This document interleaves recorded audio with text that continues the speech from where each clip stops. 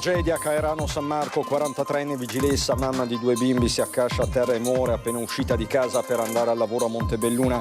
Invano i passanti provano disperatamente a rianimarla, probabile un infarto. Shock tra i colleghi del comando di polizia locale, amiche, presenza preziosa. La donna aveva recentemente accusato un malore, accertamenti sanitari erano in corso. Profilassi per 121 persone dopo il caso del 16enne Peter Gino, studente a Conegliano colpito da meningite e da meningococco B. Le sue condizioni migliorano, il vaccino ha evitato conseguenze tragiche. Il riscontro diagnostico su Ania Vettorazzo, la giovane è morta a causa di un malore in palestra, confermato l'embolia polmonare, il suo cuore sarà ora mandato a Padova. Scene da Far West, oggi pomeriggio nella zona della stazione delle Corriere a Treviso un 16enne è stato preso a pugni da un coetaneo, nella colluttazione ha perso alcuni denti. Raffica di furti ieri a Tarso, almeno 5 le abitazioni prese di mira, tra queste anche le case dell'assessore Baldassare e della sua compagna. Cresce la rabbia. Il PM chiede 16 anni di reclusione per un 40enne accusato di pesanti molestie sessuali sulla figliastra di 10 anni. In passato avrebbe molestato anche le sorelle. I fatti a Vittorio Veneto. Tempi lunghi, cause arretrate, imprese in difficoltà. A Treviso la giustizia civile continua a procedere a passo lento. Il tribunale scivola nelle retrovie. Allarme degli artigiani. Bocciato il capannone di Monigo, Don Giuseppe apre gli spazi della canonica, 3 stanze che da lunedì potranno ospitare fino a 25 persone senza fissa dimora. Rendere la carne di nutria commerciabile, questo è l'obiettivo del consigliere leghista Stefano Valdegamberi, pronto a una mozione che presto potrebbe arrivare in Consiglio regionale. Bentrovati, buonasera telespettatrici, telespettatori di Antenna 3, la cronaca in primo piano con lo shock tra Caerano San Marco e Montebelluna, dove una donna di 43 anni, vigilessa, ha accusato un malore fatale mentre si stava dirigendo al lavoro appena uscita di casa. Anna Maria Broda, 2 figli piccoli, questo è il nome della vittima. I vicini di casa e i passanti hanno fatto di tutto per rianimarla prima dell'arrivo dei sanitari del SUEM 118. Non c'è stato davvero nulla da fare, probabile l'infarto, la salma è già stata messa a disposizione dei familiari. Chi l'ha vista ha tentato comunque di aiutare, praticando il massaggio cardiaco nell'immediatezza, chiamando i soccorsi. Né i vicini di casa né gli operatori del SUEM 118, arrivati con tempestività sul posto, sono riusciti però a salvare la vita di Anna Maria Broda, 43 anni, mamma di 2 figli, una bimba di 10 e un bimbo di 8. La donna, dopo aver accusato un malore, probabilmente un infarto, si è accasciata a terra mentre usciva dalla sua abitazione di via 30 Aprile a Caerano San Marco. La tragedia verso l'1 del pomeriggio, la donna si stava recando al lavoro al comando di polizia locale di Montebelluna, dove era arrivata nel 2019 e subito si era distinta per dedizione e professionalità. Increduli e addolorati, dice il comandante della polizia locale Paolo Scarpa, fatica a trovare le parole il sindaco Adalberto Bordin. Anna Maria aveva la mia età, l'ultima volta ovviamente l'ho vista l'altro giorno perché era impegnata con gli altri colleghi della polizia locale qui per il passaggio della fiamma olimpica, quindi in un momento di festa. Dopo qualche tempo, insomma, per qualsiasi comune siamo tutti una famiglia, quindi sono veramente scosso da questa tragedia. Lutto anche tra i volontari di protezione civile che hanno dovuto recuperare il corpo esanime della donna. Collaboravamo sempre con lei, è un grande dolore, dice il presidente Antonio Netto. In via 30 Aprile, nell'immediatezza della tragedia, sono arrivati i carabinieri, la polizia locale e la stessa sindaca di Caerano, Francesca Altin, che ha parlato con la madre di Anna Maria. Il padre da qualche giorno è ricoverato in ospedale. Mi hanno detto che in questi giorni stava facendo dei controlli. Qualcosa, forse era già successo un altro svenimento e aveva pochi giorni fa fatto dei controlli proprio in ospedale. Nulla però che potesse far presagire un epilogo del genere. Anna Maria, che era anche catechista, era una persona dinamica ed energica. Mi hanno detto che era appena rientrata dalla corsa, era andata a correre, fatta la doccia e partiva per andare a lavoro. Anna Maria Broda lascia anche i genitori con cui viveva insieme accanto ai figlioletti, entrambi allievi alle scuole elementari. A loro va ora il pensiero di tutti. Veramente è un dolore enorme, scusatemi, non è facile. Un abbraccio ai familiari con tutto il nostro cuore. Il riscontro diagnostico sul corpo di Vania Vettorazzo ha confermato l'embolia polmonare come causa del decesso. L'esito nella serata di oggi, in attesa che venga fissata la data dei funerali della 21enne di Preganziola, morta a seguito di un malore fatale accusato nella palestra di Dossona Casiera nella tarda mattinata di mercoledì, poco dopo una lezione di Pilates alla quale stava partecipando con la mamma. Il cuore di Vania sarà mandato come previsto da normativa per le persone giovani con morte improvvisa al centro di patologia cardiovascolare di Padova. Studente sedicenne residente nell'Opitergino colpito da meningite, da meningococco B. 121 le persone sottoposte a profilassi tra familiari, amici, compagni di scuola e persone che avevano avuto contatti con il ragazzo dopo il contagio. Ricoverato in neurologia, il sedicenne è ora stato trasferito nel reparto malattie infettive del Cafoncello. Migliorano le condizioni del ragazzo di 16 anni colpito da meningite, ricoverato da mercoledì al Cafoncello dopo la comparsa di febbre alta, forte mal di testa, rigidità nucale.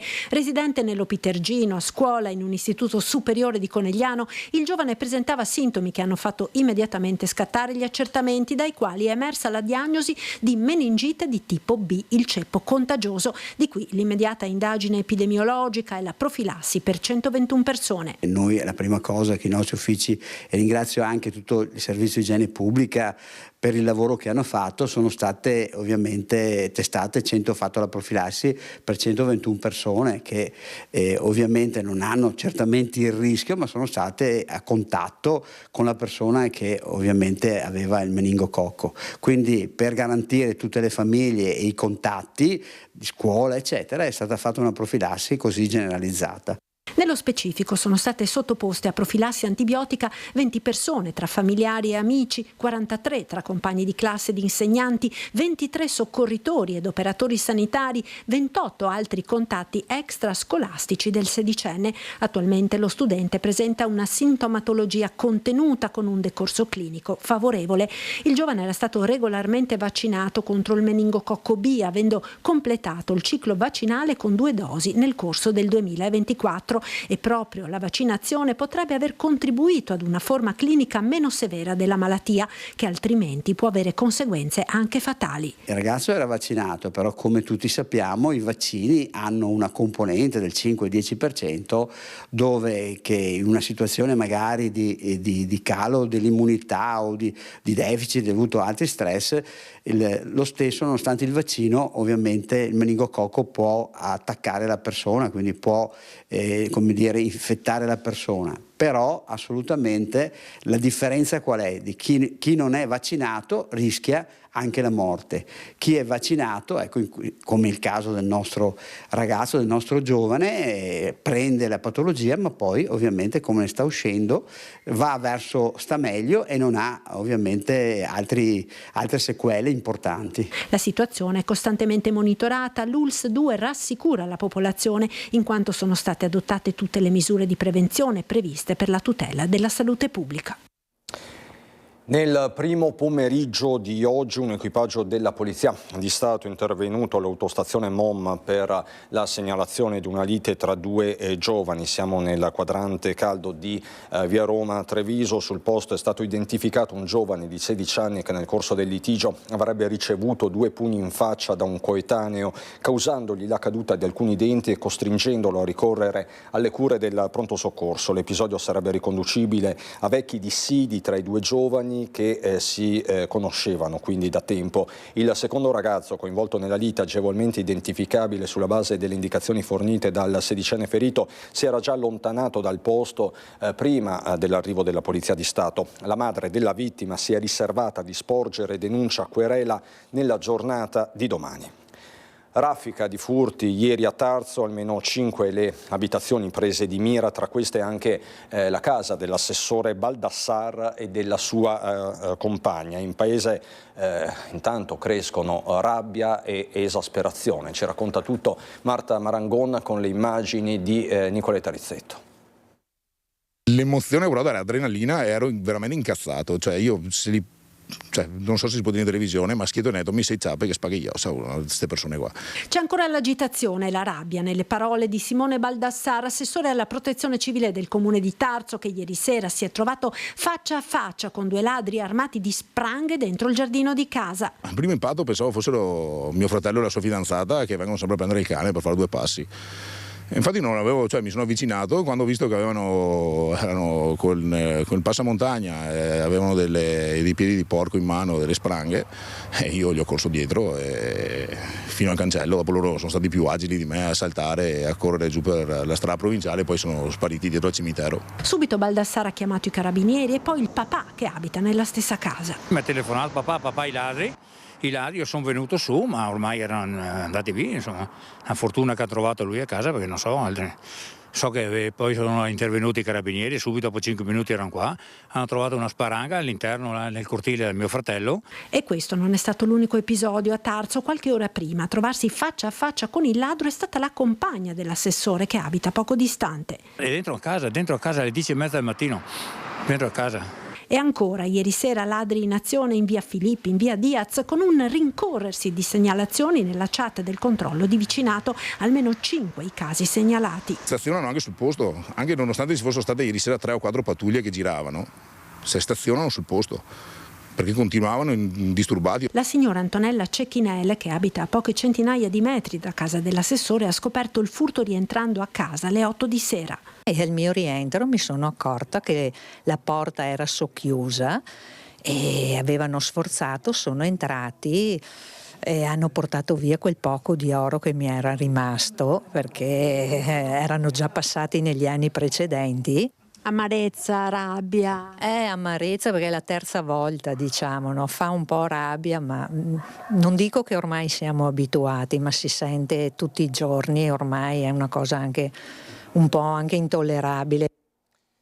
Intanto il Comune con il sindaco Gianangelo Boff sta correndo ai ripari predisponendo un bando con incentivi per installare sistemi di allarme nelle case. Intanto i carabinieri indagano su bande di trasfertisti dall'Europa dell'Est. Il problema è legato soprattutto al fatto, a nostro avviso, della vicinanza all'autostrada e quindi l'accento delle persone che ieri sera si sono allontanate era un accento dell'est, quindi si presume siano anche persone pendolari che partono dai loro paesi d'origine per venire qui a delinquere e poi rientrare, e la vicinanza all'autostrada, e se pensiamo che in un'ora e mezza si riesce a essere a Trieste, è molto facile. È un'area da tempo bersagliata dai furti, quella tra Tarso e Vittorio Veneto. Spesso sono bande di trasfertisti dall'Europa dell'Est. In quest'ultimo caso si indaga su un'auto sospetta segnalata ieri sera, che coincide per tipologia con quella legata ad un furto messo a segno l'estate scorsa a Corbanese. Nella maggior parte dei casi i ladri colpiscono in abitazioni vuote o che vengono ritenute tali dai malviventi e prive di sistema d'allarme. Quindi come Comune ci siamo attivati, faremo uscire adesso a febbraio un bando dove il Comune contribuisce fino al 25% della spesa per l'installazione di impianti di allarme nelle abitazioni, in modo da avere il maggior numero di case possibile che siano dotate di un impianto d'allarme. Questo è molto importante. Comunque l'attività che stiamo facendo anche con la Polizia Locale, c'è una sinergia tra la Polizia Locale e i Carabinieri, dove la Polizia Locale sta cercando di sollevare i Carabinieri da delle incombenze sulla parte stradale, di modo che questi possono concentrare maggiormente risorse sulla parte proprio legata ai furti. Ci spostiamo di poco a Vittorio Veneto, dove è stato individuato e denunciato l'autore di 3 tentati furti ai danni di esercizi commerciali cittadini di Bari in particolare nel maggio scorso. Si tratta di un 21enne marocchino con precedenti. Ringrazio l'Arma dei Carabinieri per le indagini svolte che hanno consentito di individuare il responsabile dei tentati furti che sono avvenuti l'anno scorso in città. Mi sento anche di sottolineare un aspetto importante, cioè l'aumento dei militari, della presenza dei carabinieri in città, e che unitamente al lavoro della Polizia Locale sta dando buoni risultati sotto l'aspetto della sicurezza urbana. È stato individuato e denunciato l'autore di 3 tentati furti ai danni di esercizi commerciali commessi nella notte del 23 maggio scorso in città. Si tratta di un 21enne marocchino disoccupato e con precedenti di polizia, regolarmente presente sul territorio nazionale, residente in provincia dell'Aquila, ma di fatto domiciliato a Vittorio Veneto. L'identificazione è stata possibile grazie ad un'intensa attività investigativa che ha incluso, oltre all'analisi delle immagini di videosorveglianza, anche molte testimonianze di titolari e cittadini. Ad essere oggetto delle tentate spaccate, tutte nella stessa notte e con modalità analoghe, furono i bar Il Ventennale in via Martiri della Libertà, il bar San Marco in piazza Foro Boario e la pasticceria Dolomiti in piazza Flaminio. Le indagini, condotte dai Carabinieri del Nord aliquota radiomobile, si sono concluse nella mattinata del 22 gennaio. Tempi lunghi, cause arretrate e imprese in fortissima difficoltà. A Treviso la giustizia civile continua a procedere a passo lento, il Tribunale scivola nelle retrovie della classifica nazionale, parte un allarme da parte di Confartigianato Treviso. Giustizia civile lumaca a Treviso. Il Tribunale della Marca scivola al 60° posto a livello nazionale per durata dei procedimenti. 16.893 cause pendenti e un tempo medio di 307 giorni per arrivare a una decisione. Ancora peggio va sul fronte del diritto del lavoro. Servono in media 423 giorni per chiudere una causa. Un dato che colloca Treviso al 69° posto in Italia. Numeri che pesano soprattutto su artigiani e piccole e medie imprese già messe alla prova dall'incertezza economica. I tempi lunghi della giustizia civile incidono pesantemente, negativamente nella conduzione delle imprese. Secondo Confartigianato, i tempi della giustizia civile sono tornati ad allungarsi dal 2024, allontanando gli obiettivi del PNRR che prevedevano una riduzione del 40% rispetto al 2019. Le imprese vivono di business, questo significa un rallentamento dell'economia. In Veneto la media è di 346 giorni sotto quella nazionale, ma con forti disomogeneità.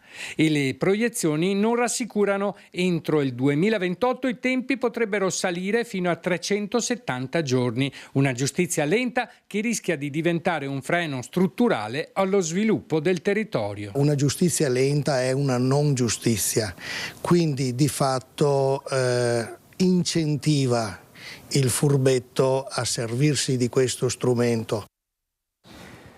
16 anni di reclusione. A proposito di giustizia, questa è la richiesta di condanna formulata nei confronti di un 40enne residente nell'Interland di Vittorio Veneto, accusato di violenza sessuale aggravata dall'età della presunta vittima, appena 10 anni. Si tratta della figlia di quella che è diventata poi la sua ex compagna. Il dramma si sarebbe manifestato nell'agosto del 2023, molestie, attenzioni morbose, più volte l'uomo si sarebbe intrufolato nel letto della piccola, che poi aveva raccontato il tutto alla madre, che si era rivolta anche a un parroco. Nei confronti del 40enne sono emersi pesanti indizi e accuse. In passato l'uomo italiano avrebbe molestato pesantemente anche le sue sorelle, particolare agghiacciante emerso in corte d'assise, dove ora si attende la sentenza. Ci spostiamo adesso a Treviso. Bocciato il capannone di Monigo, Don Giuseppe apre gli spazi della sua canonica, 3 stanze che da lunedì prossimo potranno ospitare fino a 25 persone senza fissa dimora. Elena Del Forno. Il capannone è risultato inidoneo perché la caldaia, troppo vecchia, mi hanno chiesto il libretto.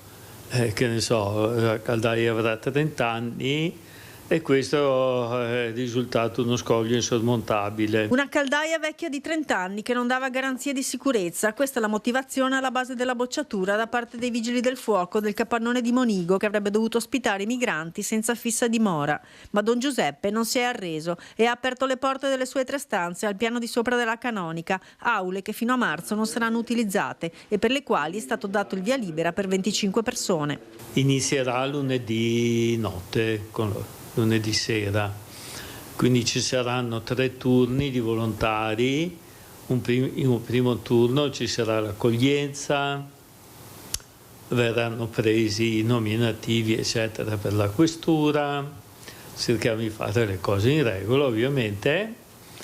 e poi un turno per la vigilanza notturna. Siamo ancora in trattative, ma insomma un volontario, anzi uno stipendiato esperto, affiancato da un volontario. Il servizio notturno sarà offerto in entrata dalle 20 alle 21:30, mentre per le 8 di mattina i migranti dovranno uscire.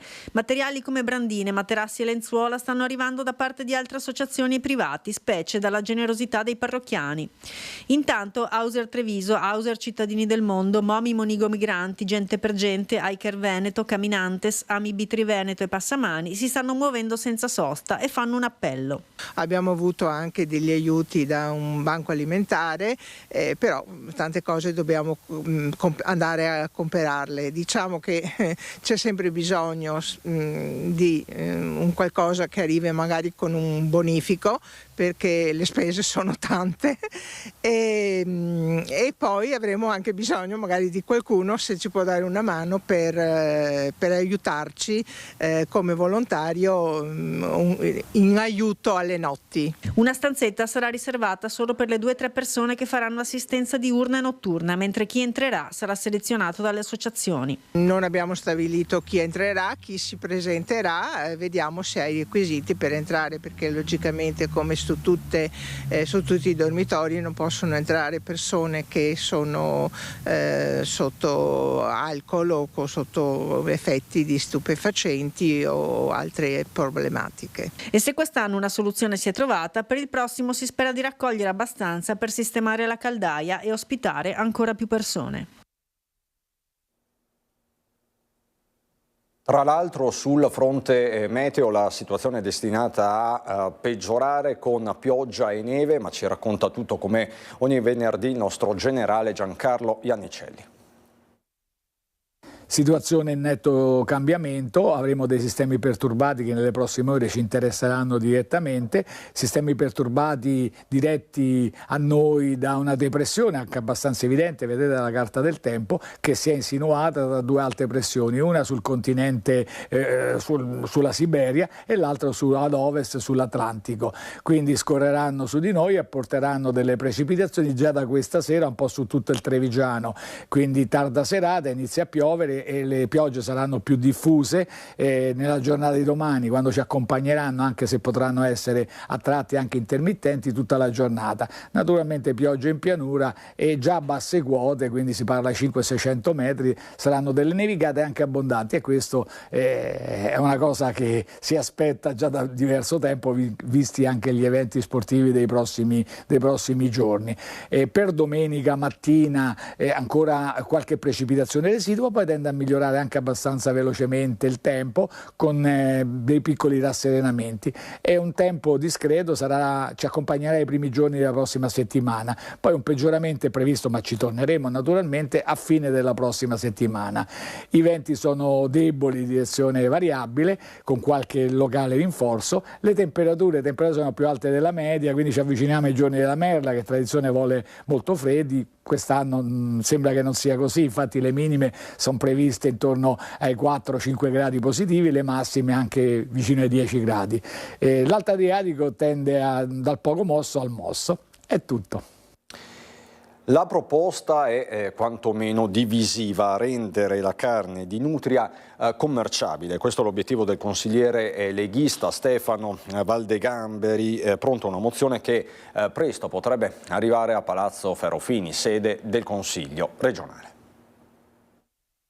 Ma la nutria fa bene, guarda, faremo il duplice vantaggio. Intanto è una carne che non è processata come la carne che mangiamo nelle scatolette, che fa schifo, sì. Abbiamo visto gli scandali che derivano. È proteica, non ingrassa e risolveremo un problema. Non si tratta di una boutade. Stefano Valdegamberi stavolta ha tutta l'aria di fare sul serio, con l'obiettivo di presentare a breve una mozione in Consiglio regionale per rendere commerciabile la carne di nutria, specie che in Veneto ormai ha trovato un suo habitat, proliferando e diffondendosi ben oltre gli argini dei nebbiosi canali canali di pianura. In Francia e in Patagonia il castorino di palude, così viene anche chiamato in gergo, si trova nei locali e nei ristoranti gourmet, insomma una prelibatezza. È un piatto tradizionale in molti paesi del mondo, c'è la cucina francese, 1 chilo di nutria, di filetto di nutria costa 40 euro e c'è il patè di ragordin. Faccio veramente fatica. Avremo la possibilità di trasformare un problema in una risorsa, ascoltate me. Di fatto, fa intendere il consigliere della Lega, si tratta di mutuare la logica adottata per il granchio blu ora nei negozi. Ciò che vale per il mare varrebbe a maggior ragione per la terra. Lo stesso Valdegamberi nell'autunno scorso si era immortalato mentre addentava un pezzo di nutria al forno con il sugo accompagnato da un bicchiere di Clinto, opzione enogastronomica che il leghista veronese vicino al generale Vannacci rilancia a Ring imbracciando la chitarra, e questo in attesa che l'assemblea di Palazzo Ferrofini si pronunci. Che sarà, che sarà, che sarà, Valdegamberi. Che sarà della mia vita, chi lo Valdegamberi, dica la verità, è la nutria che dà la forza per la voce, vero? Non mi sente più ormai. Ormai sì. Sarà quel che sarà. È pronto per Sanremo. Insomma, la proposta è sul tavolo in tutti i sensi. Noi adesso ci fermiamo, fra poco vi porto a San Zenone di Elizzelini. Adesso c'è la pubblicità.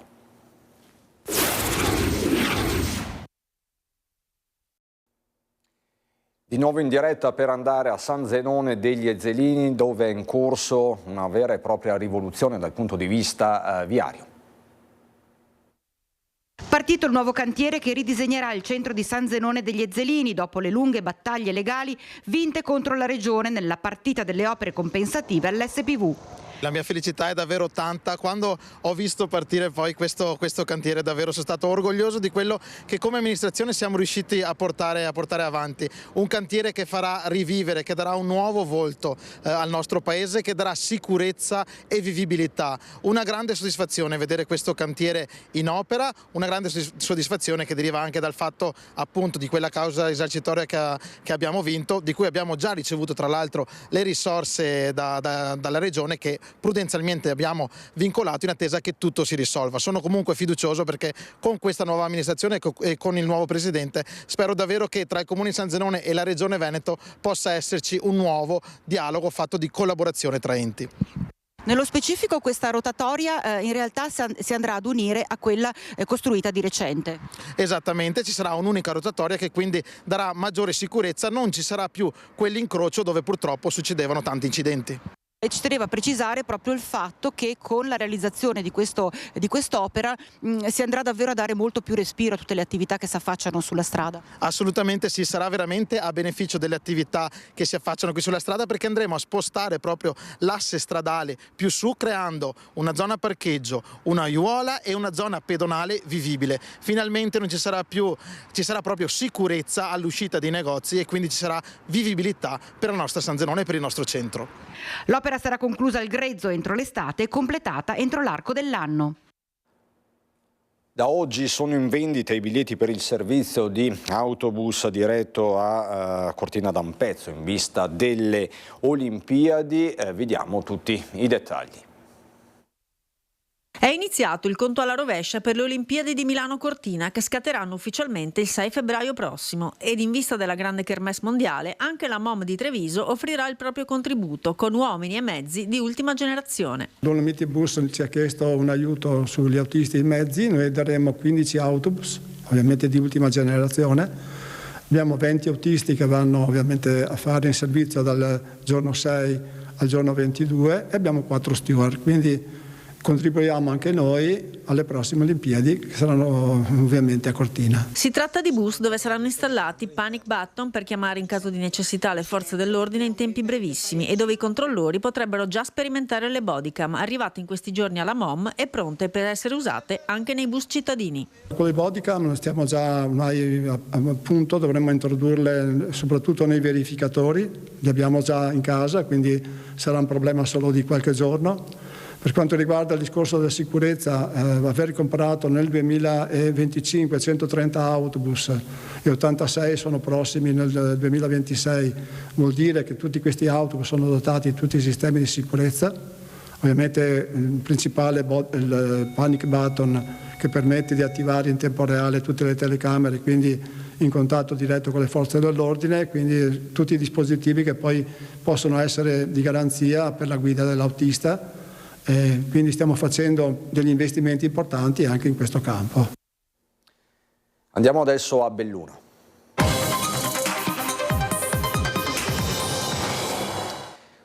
Subito la cronaca, perché si è concluso il procedimento penale nei confronti di un bellunese di 53 anni incensurato accusato di tentata violenza sessuale ai danni di un minore. I fatti risalgono a febbraio dello scorso anno e sono durati per circa un mese. Secondo quanto ricostruito dalle indagini della squadra mobile, l'uomo ha approcciato online mediante l'applicazione Telegram un minore e i messaggi inequivocabilmente avevano natura sessuale. Durante una perquisizione domiciliare nell'abitazione del 53enne, i poliziotti hanno trovato e sequestrato numerosi giocattoli erotici e apparecchiatura multimediale. L'uomo ha patteggiato la pena, che è stata sospesa subordinatamente alla partecipazione a un percorso di recupero.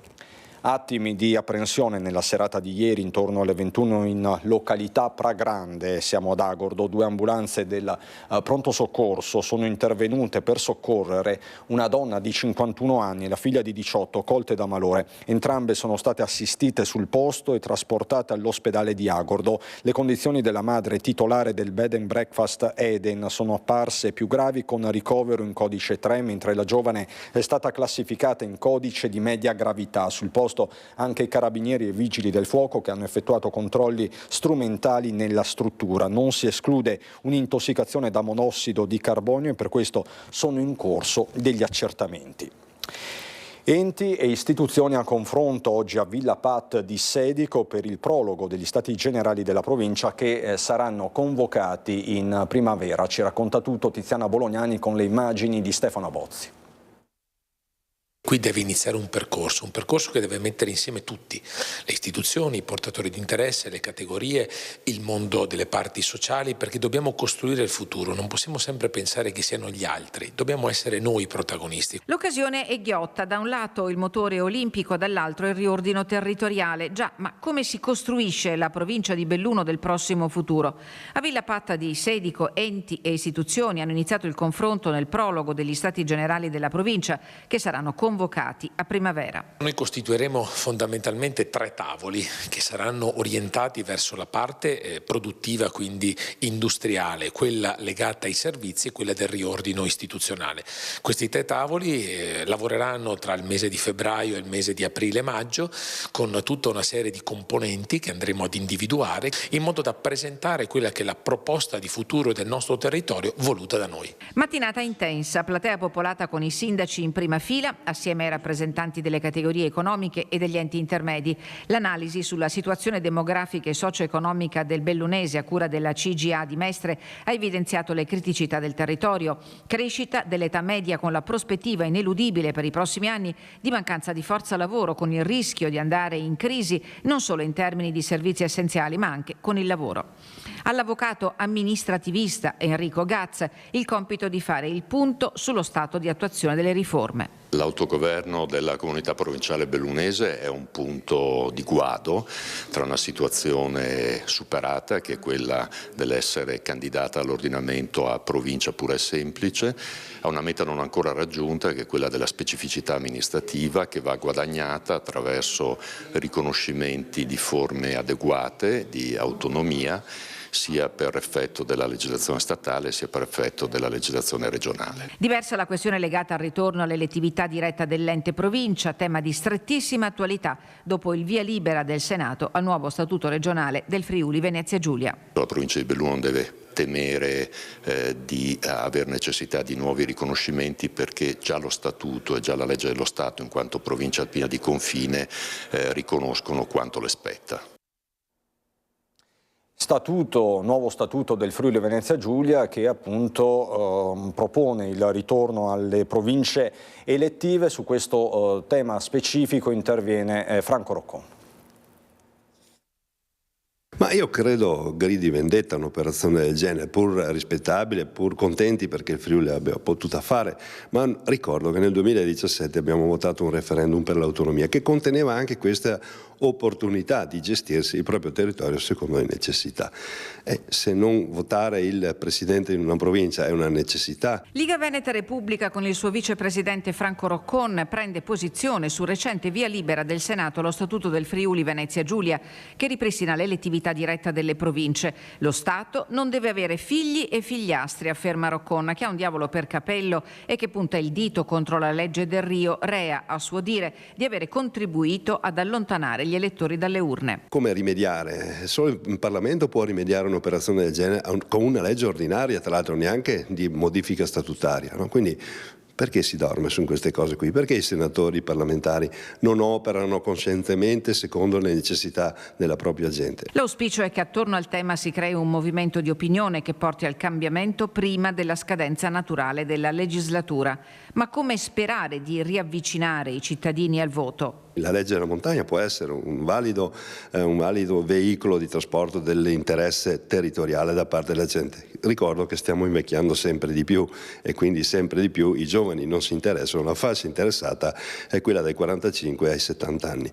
Lavoriamo su questa fascia che può portare anche i giovani a interessarsi del proprio territorio. Ritorniamo alla cronaca. Un ventenne di Trichiana è stato arrestato dai carabinieri per estorsione e spaccio di sostanze stupefacenti. Al giovane i militari sono arrivati dopo la denuncia presentata da un coetaneo al quale il ventenne faceva pressioni e anche minacce per costringerlo a consegnargli del denaro. Martedì scorso, all'appuntamento studiato a tavolino dai carabinieri, la vittima si è presentata con 200 euro e alla consegna i militari sono entrati in azione ponendo fine alla vicenda che si protraeva da mesi.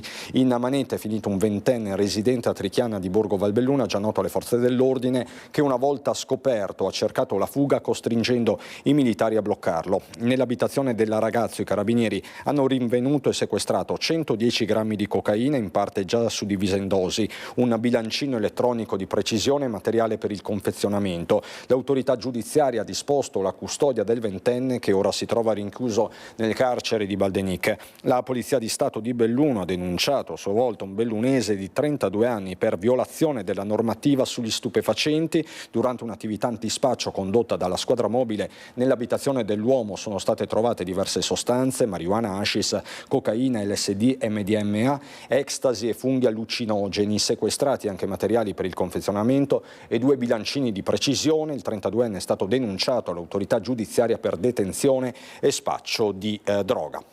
Siamo davvero alle battute conclusive di questa edizione dei nostri telegiornali. Non ho ulteriori aggiornamenti né dalla provincia di Belluno né dalla Marca trevigiana. Vi lascio subito dopo la sigla all'angolo di Marco Goldin, che ci porta all'interno del Museo di Santa Caterina per le meraviglie che sono esposte nella mostra da Picasso a Van Gogh, e poi spazio alla nostra fiction. Una buona giornata con Igor Barbazza e Davide Stefanato. È davvero tutto, buon proseguimento di serata.